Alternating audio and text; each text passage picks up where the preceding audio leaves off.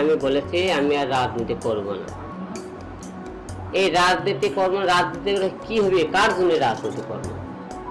যে রাজনীতিতে মানুষের মূল্যায়ন করে না, আমাকে জোখার বলে, দালাল বলে, আমি নাকি ইউটিউবের কন্টেন্ট বানানোর জন্য রাজনীতি করি, মানুষের পাশে দাঁড়াই, যে আমি রক্ত ঘামানো টেকালে মানুষের বন্যার্থের পাশে দাঁড়াই, দেশে কোনো কিছু হলে অন্যায়ের প্রতিবাদ করে।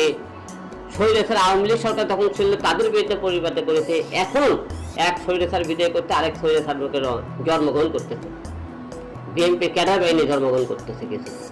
তারা আমাকে আদালতে, প্রাঙ্গণে, জনগণের মধ্যে পিটিয়ে পিটিয়ে ফুটবলের লাগান মারলো, জনগণ চায় থেকে দেখলো, আমার কোনো বিচার করলো না।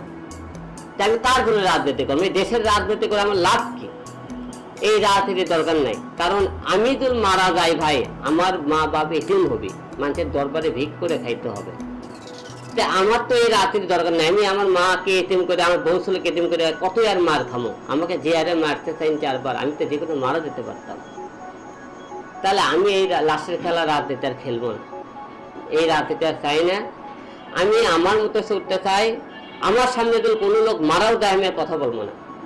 আমার সামনে বন্যায় দিলে হিরো এক পেট মুড়িলে দাঁড়াবি না, হিরো আলম আর অন্যায়ের প্রতিবাদ করবি না, নির্বাচন করবি না। কারণ আমাকে কেউ মূল্যায়ন করেনি, আমাকে দালাল বলেছে এখন লোকজন, টুকাই বলে, কমেডিয়ান বলে, ইউটিউবার বলে।